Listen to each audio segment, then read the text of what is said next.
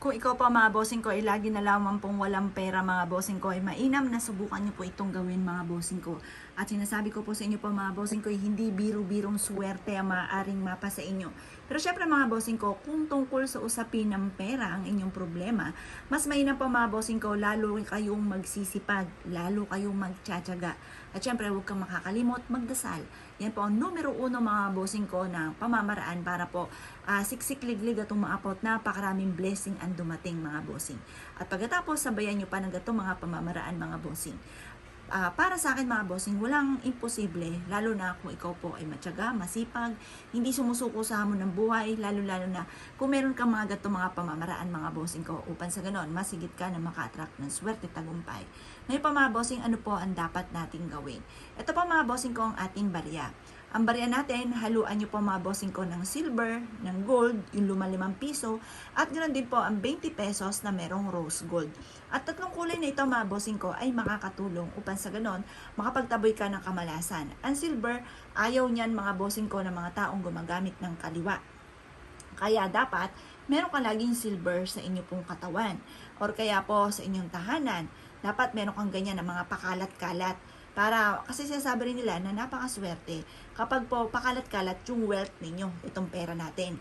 Ngayon po mga bossing, mas mainam na gamitan natin ito ng silver para may mga tao na toxic sa buhay po natin na hindi uubra once na meron ka mga ganito. Kahit manalangin na masama po yan, hindi po yan tatalab mga bossing. Ngayon pa mga bossing, kailangan din natin ng gold. Ang gold mga bossing ko ay sumisimbolo ng kasaganahan. At yan po mga bossing ko, ang rose gold naman ay mabilis sa solusyon sa mga problema. Ang bilog ay para mabilis umikot ang magandang kapalaran.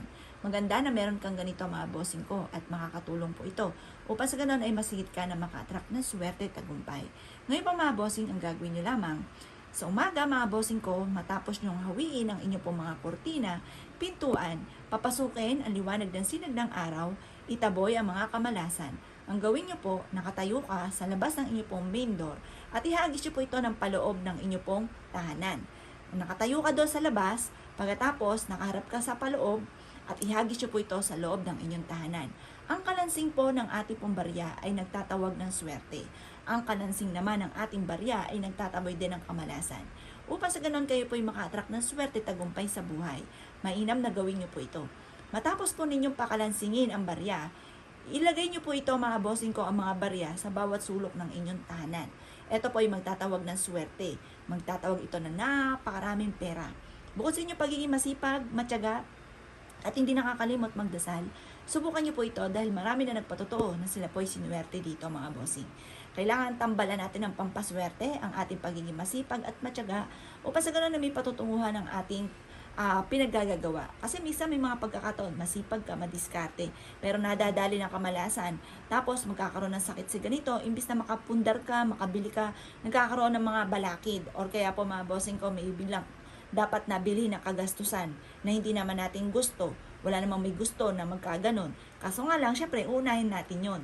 Imbis na nakakapundar ka na, nakakabili ka ng gusto ninyo, may mga sitwasyon pa na parang kinukontra ang swerte na darating. Kaya mas may na po mga bossing ko, gawin nyo po ito para yung mga kontrang yan, maitaboy na po natin mga bossing.